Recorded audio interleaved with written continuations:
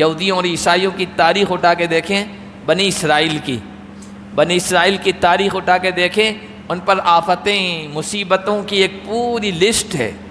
کبھی ظالم و جابر بخت نصر جیسا بادشاہ ان پر مسلط کیا گیا، کبھی کوئی اللہ کا عذاب آیا، کبھی کسی اور شکل میں اللہ کی پکڑ آئی، تو اللہ تمہیں سزا کیوں دیتا ہے؟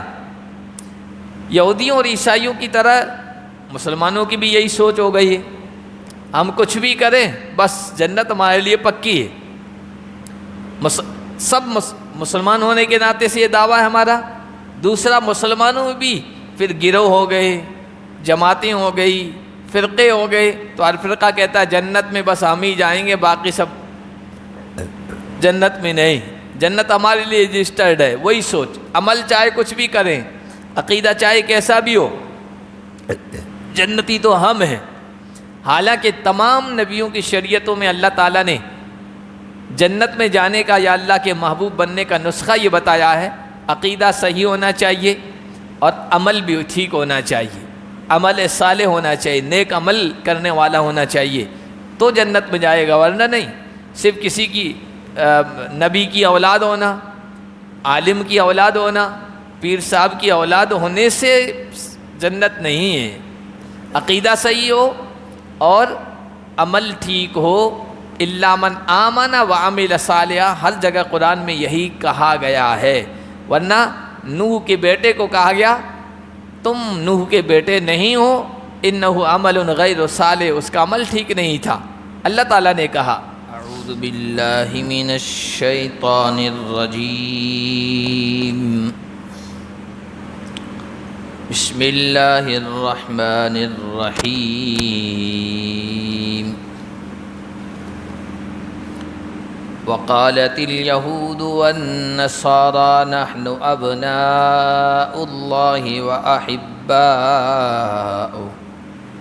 قل فلم يعذبكم بذنوبكم بل انتم بشر ممن خلق یغفر لمن یشاء ویعذب من یشاء وللہ ملک السماوات والارض وما بینہما وإلیہ المصیر۔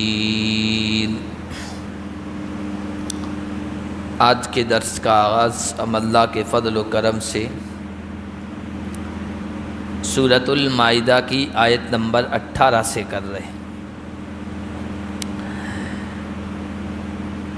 اللہ تعالیٰ نے فرمایا یہودی اور عیسائی کہتے ہیں ہم اللہ کے بیٹے اور اللہ کے محبوب اور پسندیدہ ہیں۔ اے نبی آپ کہہ دیجئے پھر اللہ تمہیں تمہارے گناہوں کی وجہ سے عذاب کیوں دیتا ہے؟ بلکہ صحیح بات یہ ہے کہ تم بھی انسان ہو ان میں سے جن کو اللہ نے پیدا کیا ہے۔ اللہ جسے چاہتا ہے معاف کر دیتا ہے، جسے چاہتا ہے عذاب میں مبتلا کر دیتا ہے، اور اللہ ہی کی بادشاہت ہے زمین و آسمان کے درمیان کی چیزوں پر، اور اسی کی طرف سب کو لوٹ کر جانا ہے۔ یہودیوں اور عیسائیوں کے بارے میں پچھلی کئی آیات سے گفتگو چل رہی ہے۔ یہودی اور عیسائی یہ کہتے تھے ہم نبیوں کی اولاد ہیں، پیغمبروں کی نسل میں سے ہیں، اور ہم اللہ کے بیٹے ہیں اور اللہ کے چہیتے ہیں۔ اللہ کے بیٹے ہونے کا مطلب کہتے تھے کہ اللہ ہم پر ایسا ہی مہربان ہے، شفیق ہے، شفقت کرنے والا ہے، جیسے باپ اپنی اولاد پر بیٹوں پر کرتا ہے، تو ہم اللہ کے لاڈلے ہیں۔ اسی وجہ سے وہ یہ کہتے تھے کہ ہم کچھ بھی کریں ہم جہنم میں نہیں جائیں گے، جنت تو بس ہمارے لیے ہی ہے۔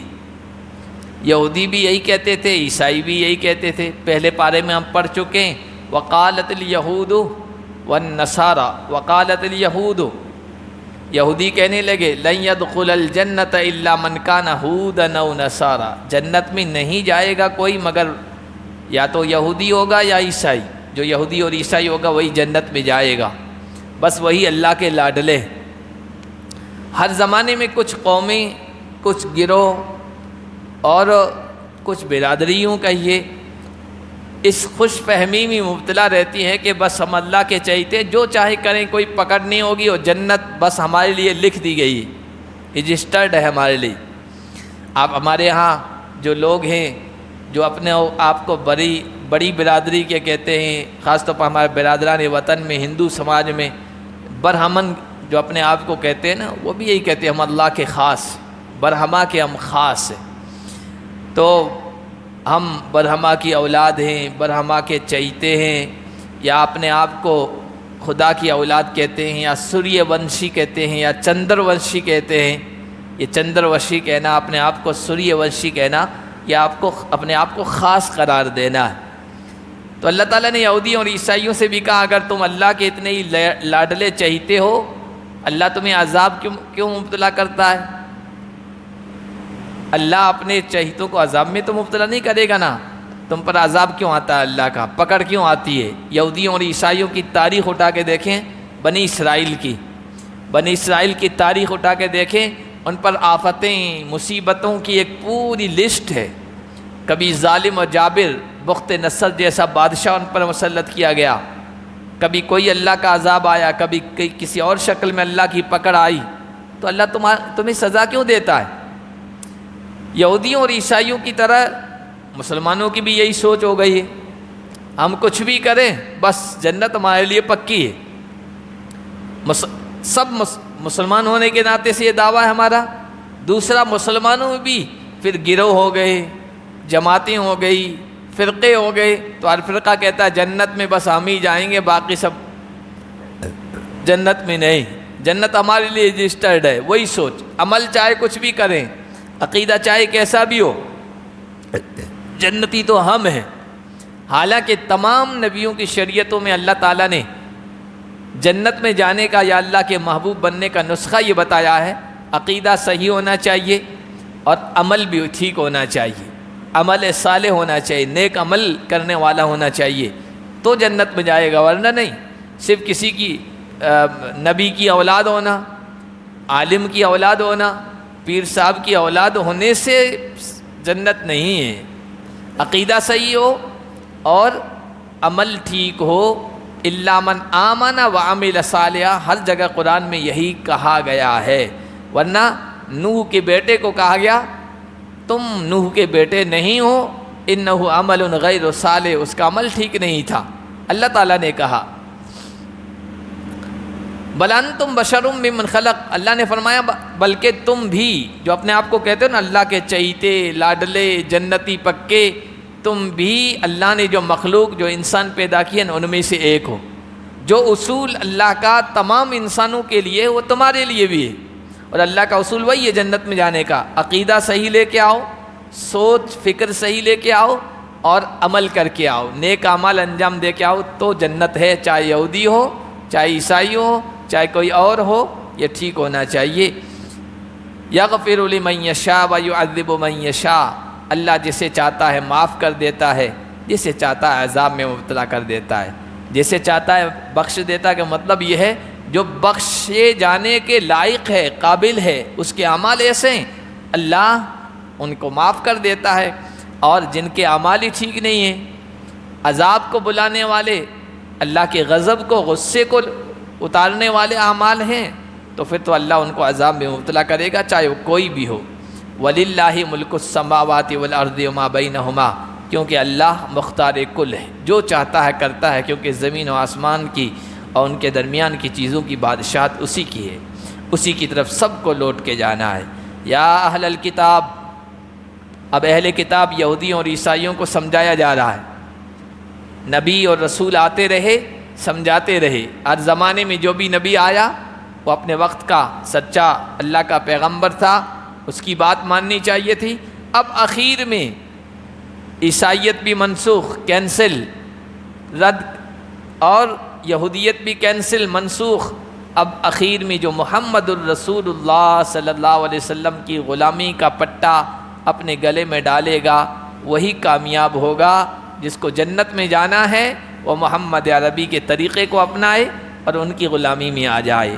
اس لیے ان سے کہا جا رہا ہے، اہل کتاب سے، سن لو، قد جاءکم رسولنا، اب تمہارے پاس ہمارے رسول آ گئے ہیں، یبین لکم، جو تمہارے سامنے کھول کھول کے ہر چیز بیان کرتے ہیں، علی فترۃ من الرسل، رسولوں کے ایک فاصلے کے بعد، فترہ کہتے ہیں ایک چیز سے دوسری چیز کے ظاہر ہونے کے درمیان جو فاصلہ ہوتا ہے، جو گیپ ہوتا ہے، جو مدت ہوتی ہے، اس کو فترہ کہتے ہیں۔ جیسے ایک نبی سے دوسرے نبی کے درمیان بیچ کا جو وقت ہے اس کو فترہ کہتے ہیں۔ حضور علیہ الصلاۃ والسلام اور حضرت عیسیٰ علیہ الصلاۃ والسلام کے درمیان کافی گیپ رہا ہے، زمانہ رہا ہے، تقریباً 600 سال کا۔ حضرت عیسیٰ کے بعد سے حضور علیہ الصلاۃ والسلام کی جو پیدائش ہوئی ہے وہ 571 میں آپ صلی اللہ علیہ وسلم ربیع الاول کے مہینے میں اس دنیا میں آئے، اسی مہینے میں جو چل رہا ہے 571 عیسوی، اور 610 میں آپ کو نبوت ملی، تو اس حساب سے پورے 600 سال ہو جاتے ہیں۔ حضرت عیسیٰ اور حضور کے درمیان جو گیپ ہے اسی کو فترۃ من الرسل کہا گیا ہے۔ رسول بیچ میں نہیں آئے، خاص طور پر عرب قوم میں تو حضرت اسماعیل علیہ الصلاۃ والسلام مکے والوں میں آئے تھے، اس کے بعد سے تو تقریباً 1500 سال تک عرب لوگ صحیح راستے پہ رہے، توحید پہ رہے۔ اس کے بعد ان میں بھی بت پرستی شروع ہو گئی تھی، اور اتنی شروع ہوئی کہ جو کعبہ، جو گھر صرف ایک اللہ کی عبادت کے لیے بنایا گیا تھا، اس میں بھی 360 بت رکھ دیے گئے تھے۔ تو پھر حضرت عیسیٰ اور حضرت حضور صلی اللہ علیہ وسلم کے درمیان جو فاصلہ ہے اس کو فترۃ من الرسل کہا گیا ہے، تقریباً 600 سال کا۔ اب آخری رسول آ گیا ہے جو ایک ایک بات کھول کھول کے تمہیں بتا رہا ہے، سنا رہا ہے۔ ان تقولوا ما جاءنا من بشیر ولا نذیر، کہ تم یہ نہ کہو کل کہ ہمارے پاس کوئی خوشخبری سنانے والا نہیں آیا، ڈرانے والا نہیں آیا، ہماری آنکھیں کھولنے والا نہیں آیا، ہمیں سمجھانے والا نہیں آیا۔ کل تمہارے پاس کوئی حجت، کوئی دلیل، کوئی بہانہ نہ رہے، ابھی آخری رسول آ گیا۔ فقد جاءکم بشیر و نذیر، تمہارے پاس بشیر و نذیر آ گیا ہے، نیک اعمال پر جنت کی خوشخبری سنانے والا، اچھے اعمال پر اللہ کی رحمت کی خوشخبری سنانے والا، اور برے اعمال کرو گے تو ڈرانے والا اللہ کے عذاب سے، جہنم سے آ گیا ہے یہ آخری نبی۔ واللہ علی کل شیء قدیر، اور اللہ جو چاہتا ہے کرتا ہے۔ پہلے وقت کے پیغمبر بھیجے، ایک علاقے خطے کے پیغمبر بھیجے، اب کسی خاص برادری، خاص علاقے، خاص خطے، خاص زمین کے ٹکڑے کے لیے نبی نہیں آئے گا۔ اب آخری پیغمبر تمام مخلوق کے لیے یہ رسول بن کے آئے ہیں، اب کوئی نیا نبی نہیں آئے گا، یہ آخری نبی ہیں، اور اللہ یہ سب کچھ کرنے پر قدرت رکھتے ہیں۔ اب ان کی بات مانو گے، ان کا سکہ لے کے آؤ گے تو وہی سکہ چلے گا، اب اس کے بعد کوئی اور نبی نہیں۔ آگے حضرت موسیٰ علیہ السلام کی قوم بنی اسرائیل تھی، ان کا ایک واقعہ ذکر کیا جا رہا ہے، چونکہ پیچھے سے جو بات چلی آ رہی ہے نا وہی آ رہی ہے، یہودی، عیسائی، یہ اللہ کے نبی کے دشمن تھے، اہل اسلام کے دشمن تھے، مسلمانوں کے خلاف چال بازیاں کرتے رہتے تھے، پلاننگ کرتے رہتے تھے، حضور کو ایذا پہنچاتے رہتے تھے۔ تو واقعہ سنا کر تسلی دی جا رہی ہے کہ یہ کوئی نئی بات نہیں ہے یہودیوں کے لیے۔ یہودی قوم کی سرشت میں، ان کے نیچر میں، ان کے مزاج میں نبیوں کو، ایمان والوں کو تکلیف دینا، ان کے خلاف پلاننگ کرنا، منصوبے بنانا، سازشیں کرنا، یہ ان کے مزاج میں داخل ہے۔ اللہ کے نبی تو اللہ کے نبی ہیں، اور ان کے ماننے والے ان کے غلام ہیں۔ خود جن کو یہ پیغمبر مانتے ہیں، حضرت موسیٰ علیہ السلام، ان کو بھی انہوں نے تکلیف پہنچائی ہے، ان کو بھی انہوں نے تکلیف پہنچائی ہے۔ ان میں نبی آئے ہیں، پیغمبر آئے ہیں، کسی کے ساتھ بدسلوکی کی، کسی کی گستاخی کی، کسی کو قتل کیا، یہ ایسی قوم ہے۔ تو آگے واقعہ سنا رہے ہیں، جب موسیٰ علیہ السلام نے اپنی قوم سے کہا، یہودیوں سے، بنی اسرائیل سے، اے میری قوم، اذکروا نعمت اللہ علیکم، اللہ کی جو نعمت تم پر ہے اس کو یاد کرو۔ اذ جعل فیکم انبیاء، جب اللہ تعالیٰ نے تم میں نبی بنائے، وجعلکم ملوکا، اور تم میں بادشاہ بنائے۔ اللہ کی بڑی نعمتیں تھیں، بادشاہ بھی اس قوم میں، اور ایسی ایسی بادشاہت والے، سلطنت والے، خلافت و حکومت والے کہ دنیا میں اس کی نظیر نہیں، اس کی کوئی مثال نہیں۔ کہتے ہیں کہ حضرت یعقوب کے بعد بنی اسرائیل حضرت یعقوب کی اولاد ہی کو کہتے ہیں، ان کے بعد حضرت عیسیٰ تک جتنے بھی پیغمبر آئے نا اکثر بنی اسرائیل میں سے آئے، ہزار پیغمبر آئے، اور بادشاہ بھی، بادشاہ ایسے بھی جو صرف بادشاہ تھے، اور بادشاہ ایسے بھی جو بادشاہ بھی تھے، خلیفہ بھی تھے اور نبی بھی تھے۔ حضرت داؤد، حضرت سلیمان کی کیسی حکومت، جنات پر، انسان پر، چرندوں پر، پرندوں پر، کیڑے مکوڑوں پر، سب پر حکومت چلتی تھی۔ اتنی زبردست حکومت والے اللہ تعالیٰ نے تم میں بنائے، وجعلکم ملوکا، تمہیں بادشاہ بنایا۔ بلکہ حضرت ابن عباس جو حضور کے چچا زاد بھائی ہیں، قرآن کی تفسیر کے بڑے ماہر تھے، وہ کہا کرتے تھے بنی اسرائیل اپنے میں بادشاہ خوشحال لوگوں کو کہتے تھے، آسودہ حال لوگوں کو کہتے تھے۔ تو گویا اللہ تعالیٰ کہہ رہے ہیں موسیٰ نے اپنی قوم سے کہا اللہ نے تمہیں خوشحال بنایا ہے، دنیا کے اعتبار سے بڑا نوازا ہے۔ حضرت عمرو بن عاص رضی اللہ تعالیٰ عنہ ایک جلیل القدر صحابی ہیں، ان کے پاس کچھ لوگ آئے، کہنے لگے السنا فقراء مہاجرین، ہم فقیر ہیں، مہاجر ہیں، تنگ دست لوگ ہیں، محتاج لوگ ہیں۔ تو حضرت ان کے کہنے کا مطلب تھا کہ تعاون کیجئے، مدد کیجئے۔ تو حضرت عمرو بن عاص نے ان سے پوچھا کیا تم لوگوں کی بیوی ہے؟ تو کہا ہماری بیویاں ہیں۔ دوسرا سوال کیا کیا تمہارا اپنا مکان ہے؟ کہا ہمارا مکان بھی ہے، اللہ نے دے رکھا، گھر دے رکھا ٹھکانے کے لیے۔ تو انہوں نے کہا پھر تم محتاج نہیں ہو، فقیر اور تنگ دست نہیں ہو، انتم من الاغنیاء، تم تو مالدار لوگ ہو۔ تو وہ لوگ کہنے لگے حضرت اللہ کا انعام ہے کہ اللہ نے خادم بھی دے رکھا ہے، غلام باندیوں کا زمانہ تھا، کام کرنے والے خادم نوکر چاکر بھی ایک اللہ نے دے رکھے ہیں۔ تو کہنے لگے بل انتم من الملوک، پھر تم مالدار نہیں بادشاہ ہو پھر تو۔ اب آج کل ہم لوگوں کے پاس یہ سب چیزیں موجود ہیں، اللہ کی نعمتیں، اللہ نے اسی کو اپنی نعمت کا یاد کرو۔ اللہ نے بیوی دے رکھی ہے، اللہ نے مکان دے رکھا ہے، اللہ نے اتنا خوشحال بنایا ہے، نوکر چاکر بھی رکھ سکتے ہیں کام کرنے والے، تو پھر بادشاہ ہے ہر انسان۔ وَآتَاكُم مَّا لَمْ يُؤْتِ أَحَدًا مِّنَ الْعَالَمِينَ، اور تم کو وہ نعمت دی جو دنیا والوں میں سے کسی کو نہیں دی۔ بنی اسرائیل پر اللہ کے بڑے انعامات ہوئے، اپنے زمانے میں اللہ کی چہیتی قوم تھی بنی اسرائیل۔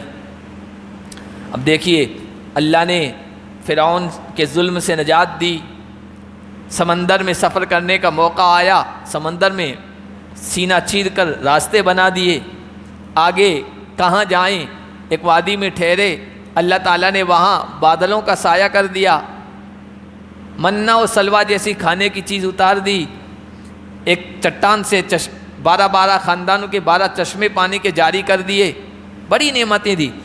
بلکہ مفسرین نے کہا کہ یہ نعمتوں تو تھی، یہاں جو ہے نا دنیا والوں میں سے کسی کو جو نعمت نہیں دی وہ تم کو دی، اس نعمت سے مراد توحید کی نعمت، شرک تمہارے اندر نہیں تھا، توحید اللہ کو ایک ماننا، یہ سب سے بڑی دولت ہے، اللہ کی سب سے بڑی نعمت ہے۔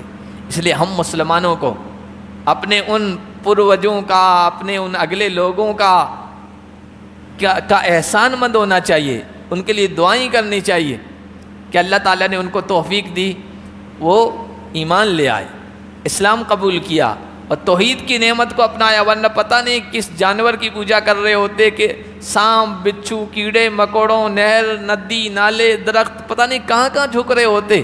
اللہ کا کتنا بڑا احسان ہے، اللہ نے ہمیں توحید کی نعمت سے نوازا ہے۔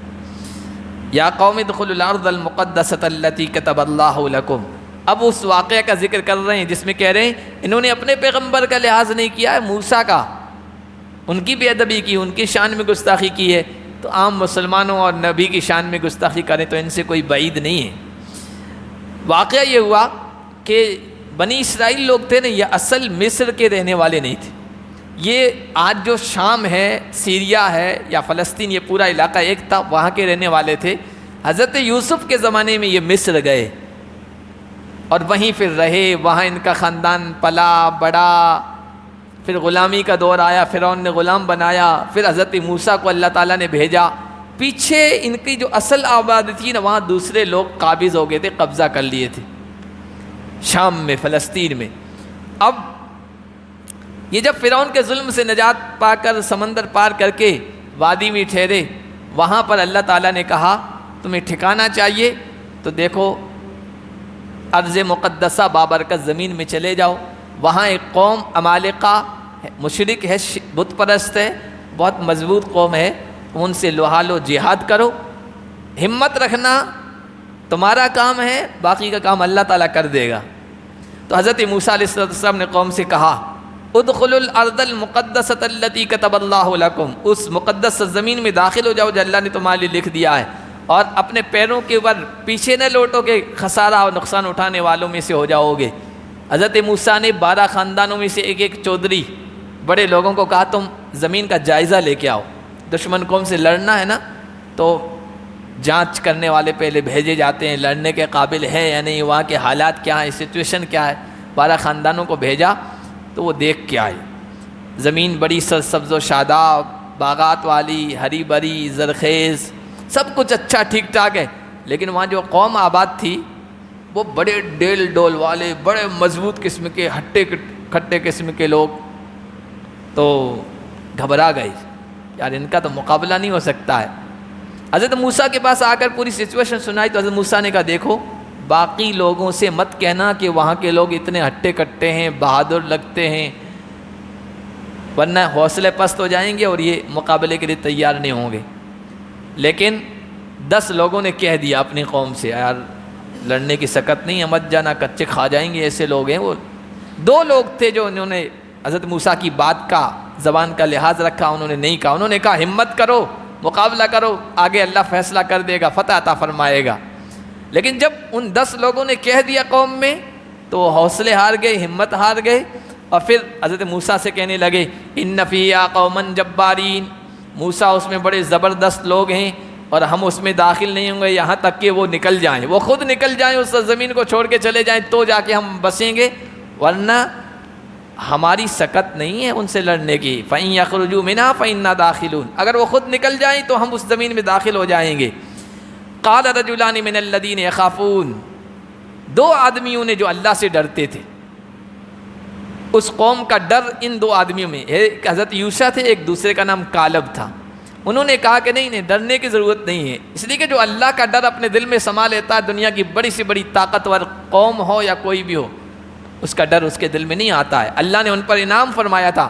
ان 2 آدمیوں نے کہا ادخلوا علیہم الباب، ان پر دروازے میں، چونکہ اس وقت دروازے جیسے ہمارے جودھ پور شہر تھا نا یہ پرکوٹے کا، اس طرح کے پرکوٹے بنتے تھے، گیٹ ہوتے تھے، شام کو بند ہو جاتے تھے، کہا دروازے میں داخل ہو جاؤ، آگے کتنی طاقتور قوم کیوں نہ ہو، اللہ پر بھروسہ کرتے ہوئے فَإِذَا دَخَلْتُمُوهُ فَإِنَّكُمْ غَالِبُونَ، دروازے میں داخل ہو جاؤ گے اللہ تمہارا رعب ان پر ڈال دے گا، تم غالب آ جاؤ گے، اللہ پر بھروسہ رکھو، اگر تم یقین رکھتے ہو، ایمان رکھتے ہو، گھس جاؤ بسم اللہ کر کے۔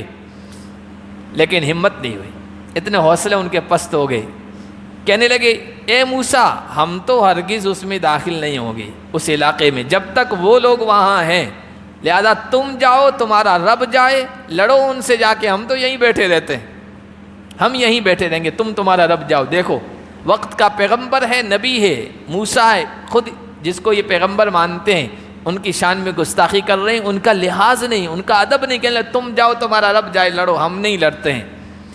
یہ قوم ایسی تھی۔ اس کے بالمقابل حضور علیہ الصلوۃ والسلام اور آپ کے جانسار صحابہ کا واقعہ آتا ہے، بدر کی جب لڑائی ہو رہی تھی مکے والوں سے ہو رہی تھی تو حضور کو تھوڑی تشویش تھی، لڑیں، مقابلہ کریں کہ نہ کریں، کیوں؟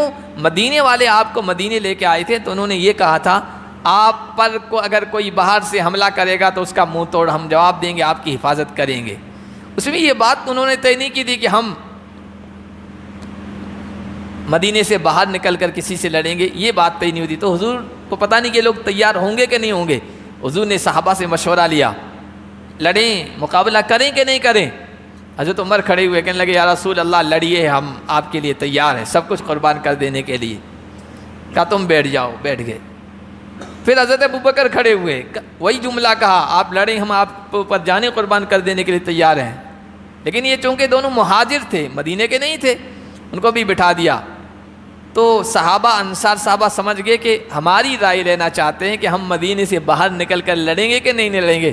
حضرت سعد بن معاذ انصار کے ایک بڑے قبیلے کے سردار تھے، کھڑے ہو گئے، کہا یا رسول اللہ آپ اگر ہمیں بالکل غمات دور جگہ تک جانے کا حکم دیں گے ہم جائیں گے، مدینے سے باہر نکلیں گے، سمندر میں گھوڑے ڈالنے کا حکم دیں گے سمندر میں گھوڑے بھی ڈالیں گے، اور آپ نکلیے مقابلہ کیجئے۔